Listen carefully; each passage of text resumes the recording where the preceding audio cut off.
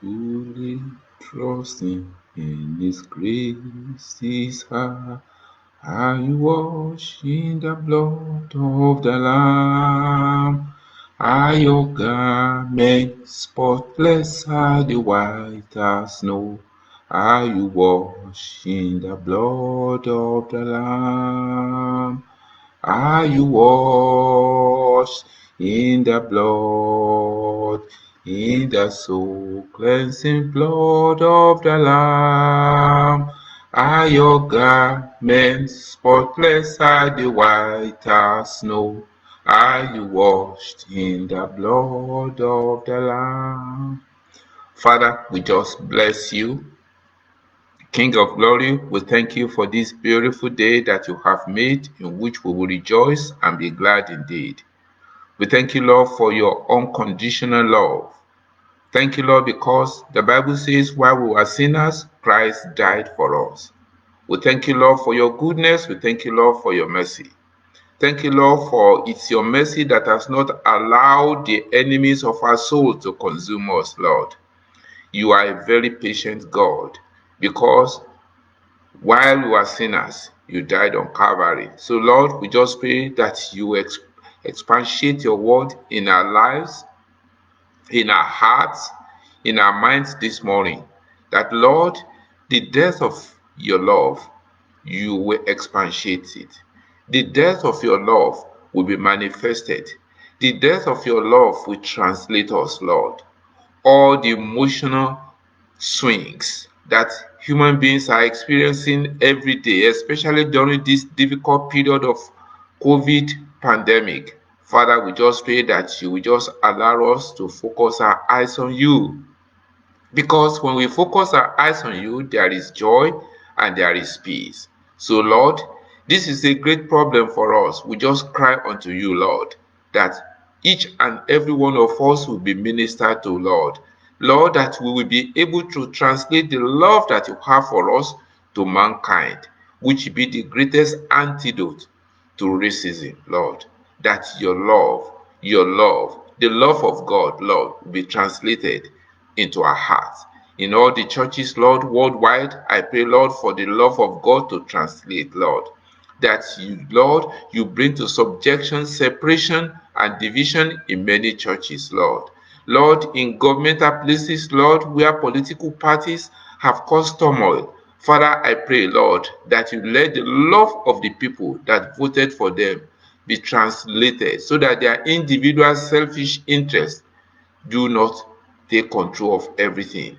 At homes, husband and wives, where there is no peace, Lord, you are somebody is listening to me. I know there is no peace in your home. Lord, I just pray, Lord, that the love of God will be translated, Lord, between parents and their children, where there is no peace. Lord, we just pray that the unconditional love of God will be translated, Lord. Father, as you listen to your word this morning, there are some aspects that you have taught me, Lord, that will be difficult for human flesh, Lord. Father, just translate this, Lord, in our lives and enable us to be able to accomplish it, Lord. Father, we have no power of our own. We have no strength of our own. We depend absolutely on you. The love of God that needs to permeate all denominations, where Catholics, where Pentecostal or charismatic, whatever name they are called, Lord, they are working contrary to one another. Lord, we just pray that the love of God will permeate. Where denominations, where brethren, where sisters and brothers in the same congregation cannot talk to one another, cannot associate with one another, Lord, we pray that your unconditional love, Lord, will permeate, Lord. Where selfish interest, Lord, because Jeremiah said we have sinned, not excluding anybody, Lord. Father, we just pray that you will penetrate our hearts, Lord, so that we know that we are destined for the same heaven. There is no separate heaven for blacks or whites or burgundy or chocolate color or whatever color you call yourself. But Lord, that we will know that heaven awaits each and every one of us, and heaven is the goal. Father, we just thank you, Lord, because we know you are going to minister to us, Lord. This is a difficult topic. These are difficult moments, Lord. Father, open our hearts, soften our hardened hearts. Soften our hearts. Yes, you are saying, yes, you don't know what I've gone through. I will never have anything to do with that individual. So, Lord, I just minister to that individual who will be listening to this message, who says, yes, I'm done with that person, Lord. That, Lord, the love of Christ, Lord, will permeate. The love of Christ will regenerate your mind, Lord. That, Lord, we will all be translated. We will all be raptured with you because you are God. You say, by this shall men know that you are my disciples, if you love one another. Lord, just create in us that agape love, the love of God, the love that transcends every human love, Lord, that your name will be exalted, that your name will be glorified. Father, we just pray that you will break us down. Yes, you are thinking, oh, he's been involved in unholy relationship, in extramarital relationship. Yes, that is troubling to you.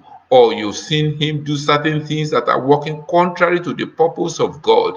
Father, we just pray, Lord, that you give us the grace, Lord, that the unconditional love of God will permeate such individual lives, Lord. Father, we just bless you. We just glorify your name. Thank you, Lord, because you are God. Thank you, Lord, because in you is our hope. You are the hope of this generation. Thank you, Lord, for this day. Thank you, Lord, for this beautiful day in Regina, Saskatchewan. Thank you, Lord, for the beautiful skies. Thank you, Lord, for the good spell of weather we are having, because we cannot take anything for granted. We give you the glory. You said we should give you glory. We should give you adoration in everything. Thank you, Lord, for waking us up safely this morning, because it is not by power, nor by might, but by the Spirit. So, Lord, minister to us. Lord, bless your word so that the speaker and the hearer will all be blessed by you. Heaven will worship you. King of glory, we thank you. Thank you, Lord, for hearing us, for we have prayed in Jesus' name. I want to ask for pardon from some of you who will be listening to me this morning who don't speak Yoruba. Yoruba is one of the languages we speak in Nigeria. There are so many languages in that country. That is why it's such a beautiful country. People who think we are going to split, we are going to go on our own way, I think they need to rethink, because it's such a beautiful country. So we have the Igbos, we have the Hausas, we have the Fulanis, we have every tribe. But what we need is love. And I will sing this song in Yoruba, and I will translate it to some of you who don't speak Yoruba. It says, ẹ má lépa ìfẹ́, ẹ má ṣe tọrẹ àánú, onígbàgbọ́, torí iṣẹ́ ìfẹ́ wo ló kó òfin padà. Ìfẹ́ kì í gbéraga, ìfẹ́ kì í hùwà àìtọ́, ìfẹ́ kì í ìfẹ́ kì í hùwà ohun ibi, ìfẹ́ ló tóbi jù. I will translate it for you. Don't switch off. He said, seek love. Seek love. Because love is the only thing that encompasses all the laws. Because some people have gifts of prophecy, good. Gifts of admiration, yes. But what God wants to talk to us is the unconditional love, that we should show love. If there is a word that everybody knows, the word is love. In the whole world, in every language, there's a word love. Now everyone says that they know love. However, do we really understand love? There are about 8 different types of love from what I could read. There may be some, they say 12 different types, but I just want to look at it. We talk of the word philia. That is an affectionate love. It's love without romantic attractions and occurs between friends or family members. There are some family members, when they phone me, I say, I need to talk. I need to listen to X. A friend of ours was phoning me yesterday, and there's a cousin of mine in Atlanta. Her mom was so close to us when she was alive. I had to disconnect my friend. I said, sorry, I need to speak with Bukola. And what happens is that we remember the good days when her mom was alive. how we used to eat together, how we used to go and visit her. She was the matron of one of the big hospitals in Ibadan, Nigeria. So that is what we call philia. It's a love between between family members. It is not romantic, but when she calls me, I have an attraction towards her because of the family relationship. And we remember her parents, we remember everybody, and she discusses with me. Then there's another one we call pragma. That is an enduring love. There are so many kinds of love like that in among the fraternities. People join secret cults, they say they love one another. They swear to an oath, and the oath is binding. And when you look at members of some congregations in some churches, they have an affiliation. That's what they call pragma. It is so pragma that is you think is pragmatic. Then there is touch love, that is familiar love. Then there is eros, romantic love. That is what people confuse when they say, "Oh, I love him so much." There is this Southern American preacher by name John Hagee. He's one of the tele-evangelists. He says it so often. He say when some people are in love, they say, "I can't breathe." He's such a funny man. He say that is asthmatic. That is what you call eros love. There is ludus, playful love. There is just a love that exists on a temporary basis. And there is mania. That is what we call obsessive love. Mania is derived from Greek word and is one of the terminologies we use in medicine. And we talk of obsessive compulsive disorder, we talk of manic depressive. Mania is when your mood is so elated. Some of us experience that. You feel so strong about somebody. Then philotia, self-love. And the last but not the least, which is going to be the subject of what we are going to listen to this morning, is the agape love. Agape love is the selfless love. That is the love that makes you and I who we are today in Christ. Because without agape love, without the love of Christ for us, you and I will not be where we are today. Agape is a Greek Christian term referring to unconditional love. It's the highest form of love, the love of God for man and man for God. Within Christianity, agape is considered to be the love originating from God or Christ for humankind. You will see me using God and Christ intermittently because I believe Christ is the living God. Because the Bible says in the beginning was the Word, and the Word was with God, and He has been from the beginning. And when you look at the book of Genesis chapter 1, it says, God says, "Let us make man, us," pluralizing in our own image. And that is why I have no apologies to those of us who think, "Oh, why is he equating Christ with God?" The Bible says, Jesus says, "I am the way, the truth, and the life. Nobody comes to the Father except through me." He said, anybody that goes through other routes, they are robbers. When you look at the word Christianity, agape is considered to be the love. Eros is passionate love, and I have explained some of the other kinds of love. There are many different types of love for different stages of our lives. When you are growing up, you have friends that you grow up with. I can remember some of my friends in elementary school, far back in Nigeria. There are many of them that I don't know where they are. There are some that are dead. I remember some of my friends in the secondary school. Recently, we just decided to open a blog for our mates in secondary school. I went to Oranje Grammar School, Oyo, and we have a blog now. And on WhatsApp, we keep in touch with one another. And one of our colleagues is so passionate about it that he got the names of those of us in the two classes. We talk of forms in secondary school in those days, about 50 of us, and it's been so different. You see the picture when we were in secondary school, now the picture of some of us with almost all of us with gray hairs, except those who are using dye just to color it up. And when I want to tell you this, the love that we have for one another is just based on the account of what has happened in the past. But the love that we want to speak to you about this morning is even more than all these put together. It's never ending.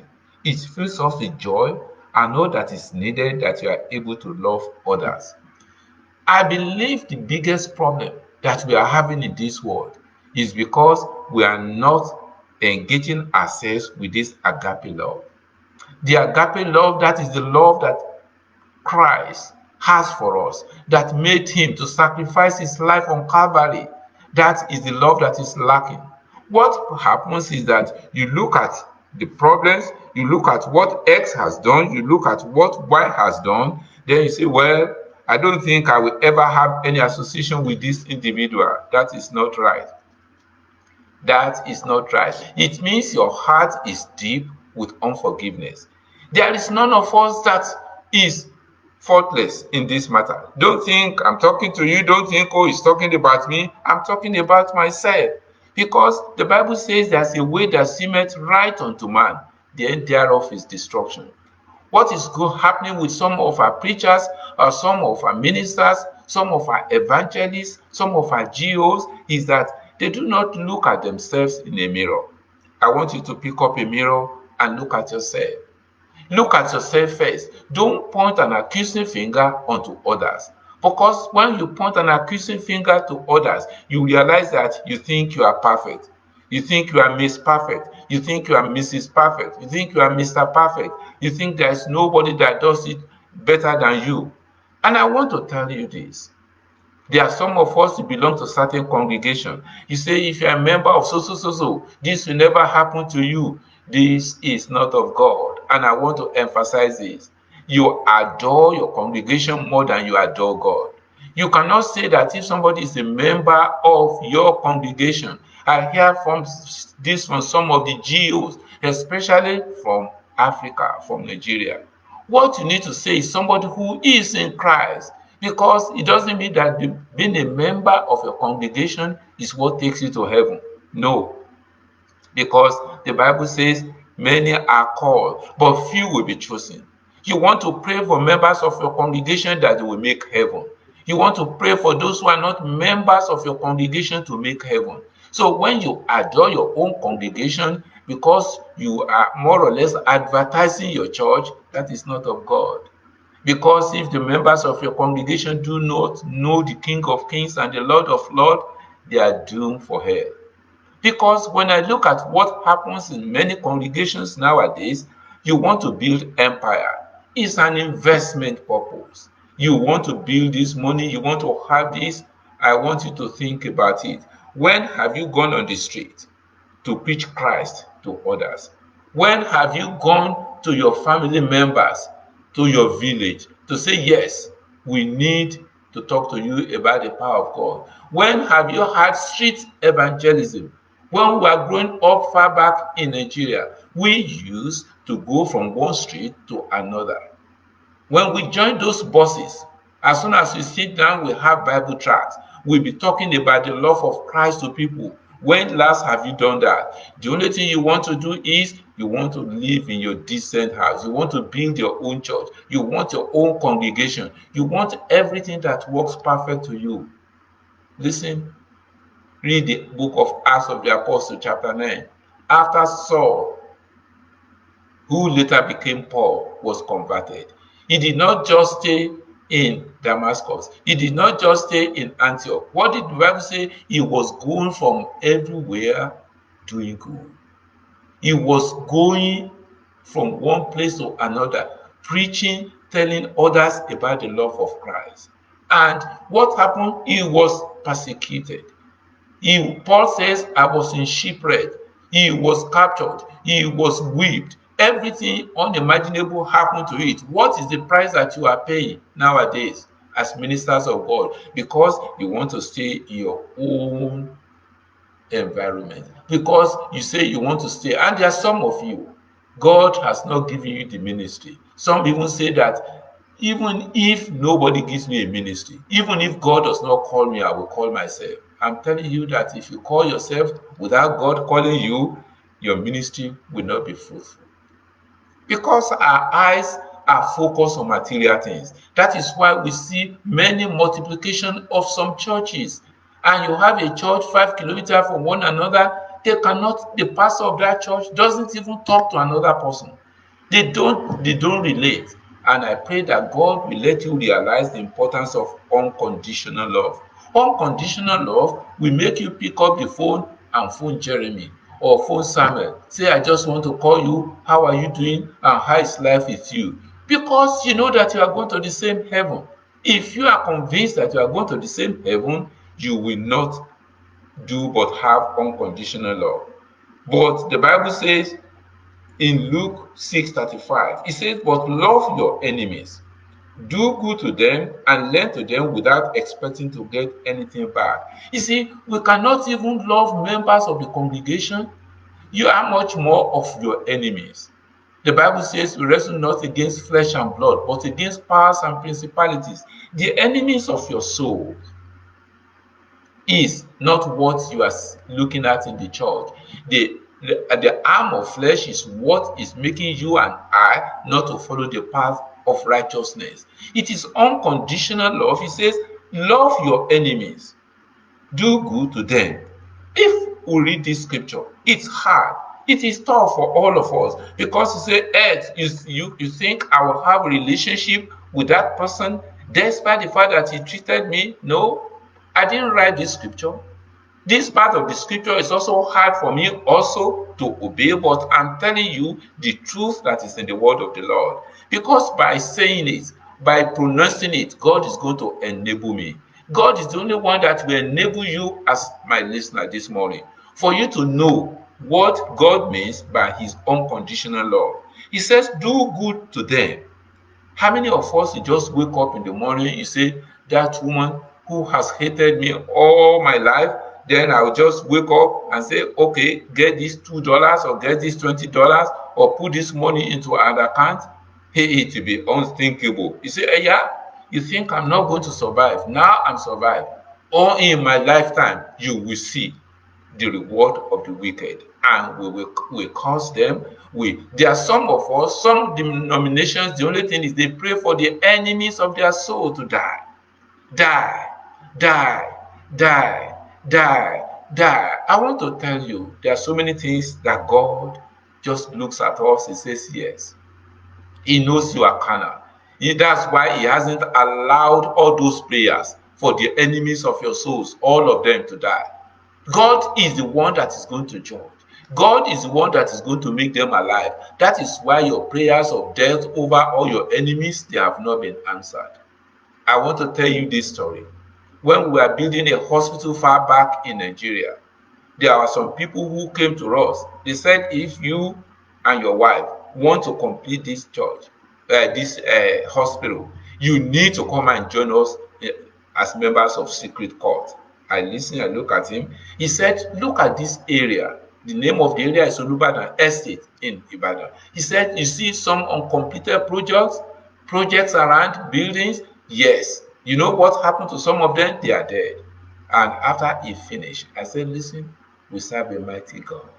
I said, the God that you serve is God that will help us start it and complete it, because he's a God of the beginning, he's a God of end, he's Alpha and Omega. And what happened is that they were so hostile.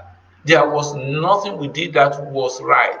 One of the neighbors even took a machete that he wanted to hit me, and my wife came in between and said, what you want to do? If you do that, the angelic host will attack you. And I want to tell you, that individual was so bitter. But why was he so bitter? We went there for medical mission. It wasn't a business for me. It's enough for us to be so bitter. But when the Lord God of Abraham, God of Isaac ministered to my soul, my residents, Kim and Ali, they came from Regina to Ibadan for the mission. And God just said we should go to his house. Then myself, my wife, and my two residents, these are white people, and we went there. He saw us. He was stunned. He was dumbfounded. He called his wife, he called his children. He said we should just pray for him. This man, was a general in military in the army, Nigerian army, and his heart broke. He brought coconuts, he brought everything for us to come and eat and everything. And when we went back home, he even came to see us, to visit us. I want you to know what breaks the heart of the enemy of your soul is the love of God. There's many times the Bible says, what the Bible says is tough for us. It says, love your enemies, do good to them, and lend to them without expecting to get anything back. Then your reward will be great, and you'll be children of the Most High, because He is kind to the ungrateful and wicked. This man cherished us so much for the few weeks that we spent in Nigeria, and every time that we go home, once in a while, we just go and see him or call him. We never made mention of what happened in the past. He says, but to you who are listening, I say, love your enemies. That is in Luke 27 to 31. He said, do good to those who hate you, bless those who curse you, pray for those who mistreat you. I want to tell you some examples in my own life. I come from a polygamous home. My father had 8 wives in total. There was a time he had 3 women living in the house at the same time.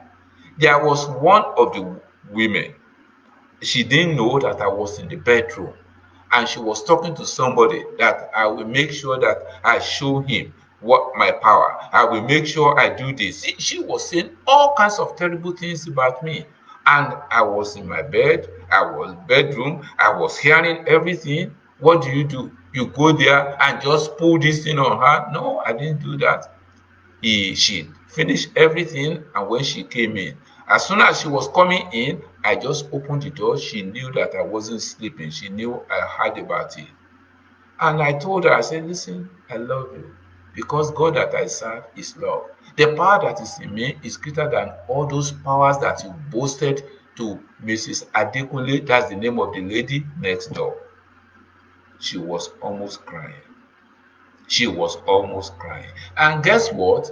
What then happened was that at the time she had a big quarrel with my own father, and my father was assaulting her, going to drive her out of the home. Who intervened? It was me. And I told my dad, I said, listen, you don't do this. This is not good. And this woman was just in tears that you can still do this for me. I want you to know, when the Bible says love your enemies, you see, it's tough. If someone slaps you on one cheek, turn to them the other also. I want you today to make this a practical example, to practical message. I will do that today to somebody, because I cannot say before you, before everybody that is listening, that all my enemies is who I love. All my enemies I just keep away, because as long as I don't talk about that, you think everything is fine. I want to tell you, you need to break the barrier. You need to say, Lord, I am going to do this. Because if you don't do that, you put yourself in a cage. And he says, if someone takes your coat, do not withhold your shirt from them. Give to everyone who asks you, and if anyone takes what belongs to you, do not demand it back. This is the scripture. I didn't write it. You know, when we are preaching as children of God, there are certain things that are easier for us to preach. When you know that you are strong in that area, you keep hammering it. But where you think you are weak, you just keep quiet.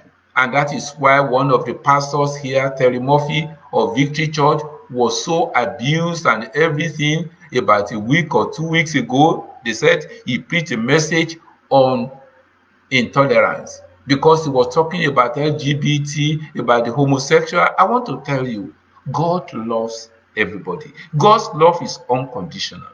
God does not like the lifestyle that you and I choose. I'm not preaching especially about homosexual or that kind of lesbian or gay, whatever name you call them, or LGBT, but God loves all these people. And the love of God is unconditional. God does not like the lifestyle. I did not write the book. I did not write the Bible. There are certain things in my life that God does not like. And I pray that God of heaven will touch me, will change me. Because when somebody touches your life, you'll never be the same. Because it is not good for us to compromise our standard. The word of God is unshakable, but at the same time, we do not preach hatred. We do not preach hatred because of their lifestyle.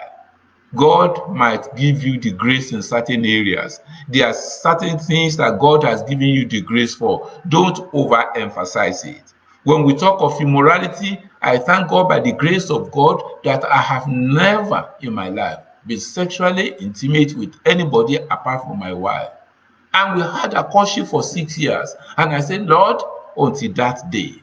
I can say this by the grace of God. Same thing with my wife. It is not because we are special. It's not because we are so super spiritual. Are we not tempted? Yes, we are tempted. But God gave us the grace.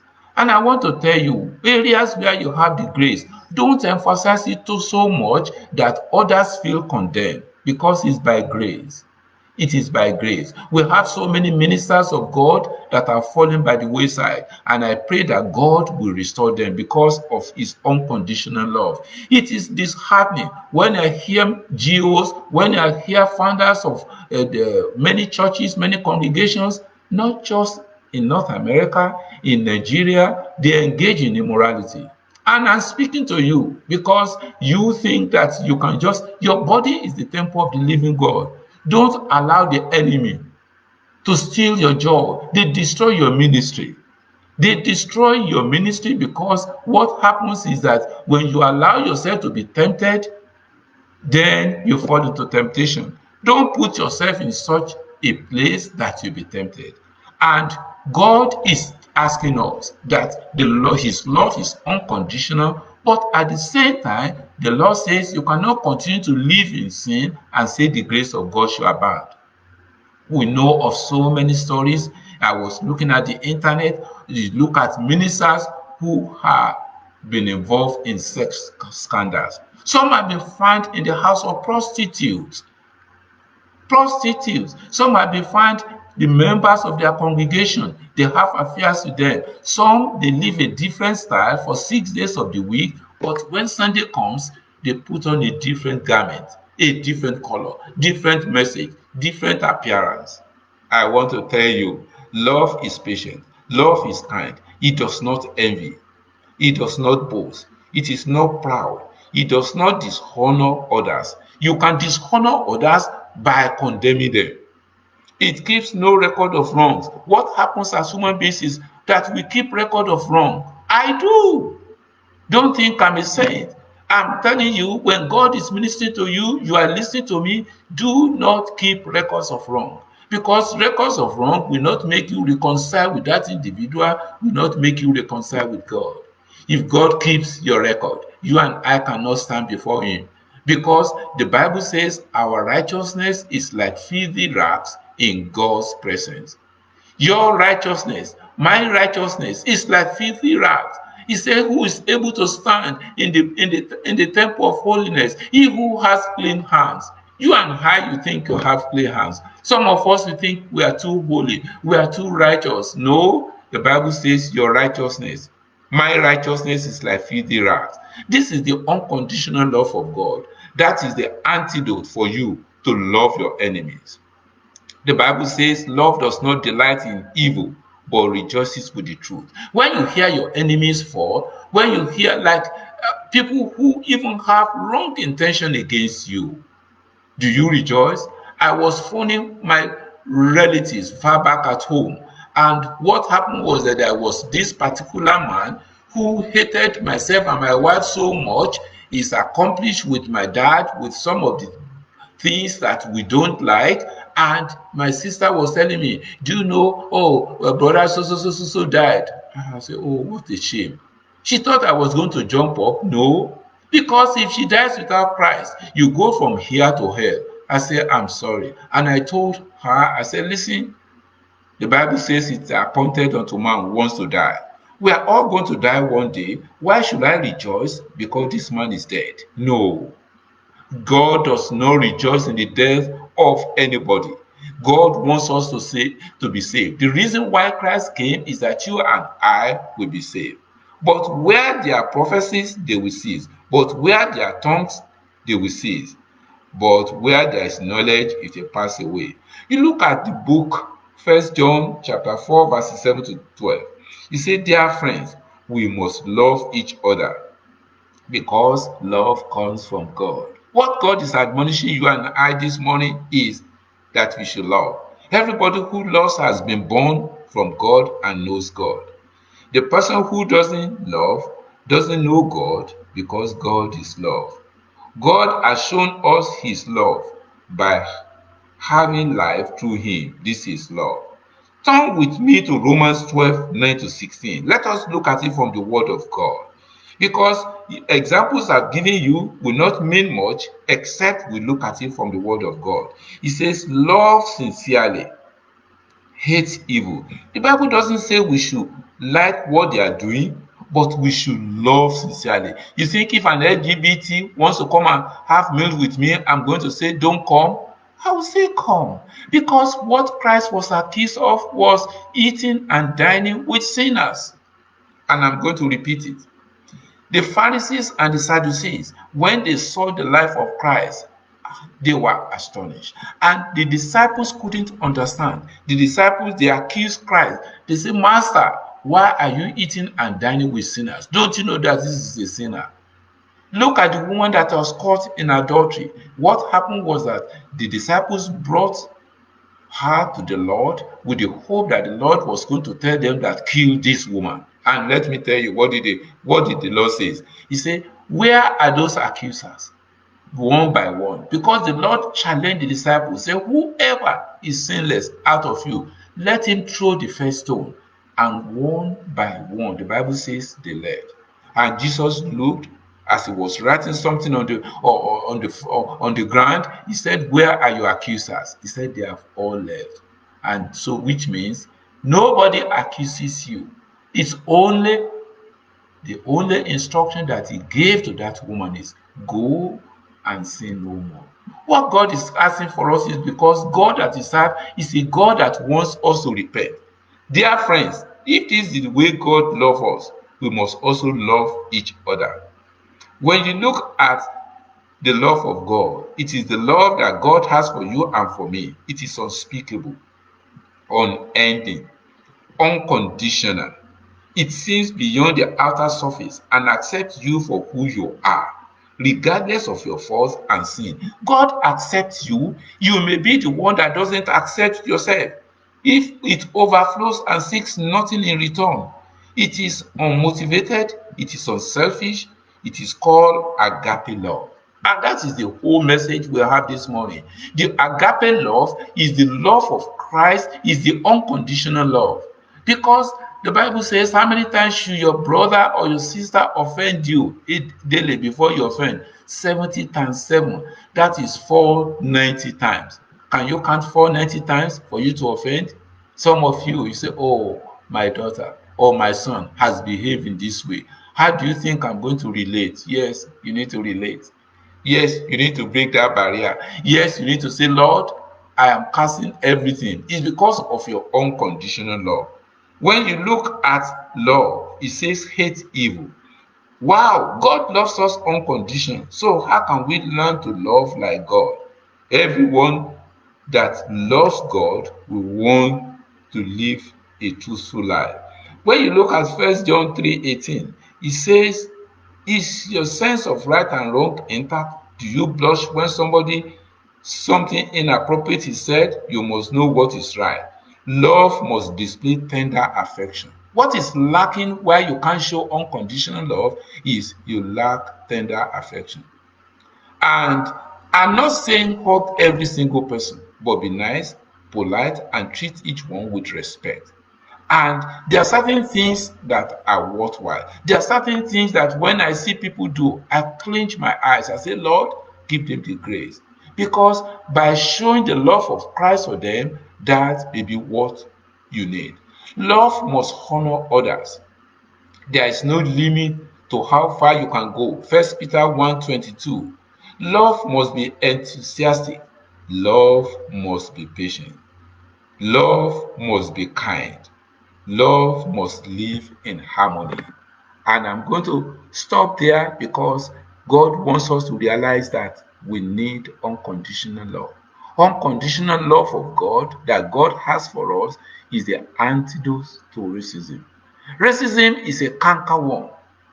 It's a cankerworm, a disease that is common in the Western world. Between blacks and whites, between whites and Asian, between Asian and different colors. And I want you to realize that God paid the price on Calvary. There is no separate heaven for white people, no separate heaven for black people, no separate heaven for Asians, no separate heaven to chocolate color, whatever color you call yourself. There is only one heaven for those who are washed by the blood of the Lamb. I want you to realize this, that God loves you. I want you to realize this, that God that you serve is a God before whom there is no. God loves us unconditional. And unconditional love of God is what brings heaven down to us. Have you been to Jesus for that cleansing power? Are you washed in the blood of the Lamb? If you have not been washed in the blood of the Lamb, everything that I've said this morning will not mean much to you. I know that I am not righteous before Him. It's only His righteousness that Christ paid the price on Calvary. I know that I am not perfect because I am a man of imperfect life. Apostle Paul says, I do not count myself to have reached, but I'm pressing towards the mark. I don't know the mark that you are pressing towards. I don't know whether you think you are so righteous that nobody else can talk to you. Nobody. If you understand that you have made a mistake, apologize. Say sorry to your parents. Say sorry to your kids. Say sorry to your grandkids. And I want to tell you, those of you, when they say sorry, you say that is not the end. I want you to know that there's a big danger. There's a big danger. Because that person has washed himself clean, it's you that is in bondage. It's you that is in bondage. Have you been to Jesus for that cleansing power? Are you washed in the blood of the Lamb? Everything I've said this morning will not mean much to you unless you are born again. And I want to just admonish you. I want you to read the book of John, chapter 3. John chapter 3. I'm not talking of First John or Second John. I'm talking of John chapter 3. The Bible says Nicodemus, the ruler of the Jews, he left at midnight because he wants to enter the kingdom of God. And he was told that he has to be born again. Being born again is a decision you have to make. But your growth with the Lord, for you to demonstrate unconditional love of God, you need to continually grow in Him. Father, we thank you, Lord, for your word. Thank you, Lord, for your transformation life that we all need, including myself speaking. Thank you, Lord, for your word is powerful. Your word breaks asunder all the fiery darts of the enemy. Lord, help us. Lord, and energize us, Lord, so that, Lord, we will be able to walk faithfully with you, so that, Lord, we will not miss heaven. Because this life is temporal. This life we are strangers here, Lord. Give us the grace to know that we are running a race, and only those that finish to the deadline will have the crown of life. Only those that finish, only those that endure to the end, they are the ones that will get the crown of life. Father, I just pray for obstacles in the lives of those that are listening this morning, Lord, including myself. Lord, remove those obstacles. Lord, let us swallow our pride. Let us swallow everything that is debarring us, Lord, from following truth with your word. Father, we just honor you. We thank you, Lord, because you have the redemptive power. Lord, we just honor you. We give you the glory. We give you the adoration. Let us remember that whatsoever we do here, we will give account of it before you one day, and give us the grace to walk faithfully with you. Father, we exalt you. We give you the glory. We give you the honor. For we have prayed in Jesus' mighty name. Amen. Amen.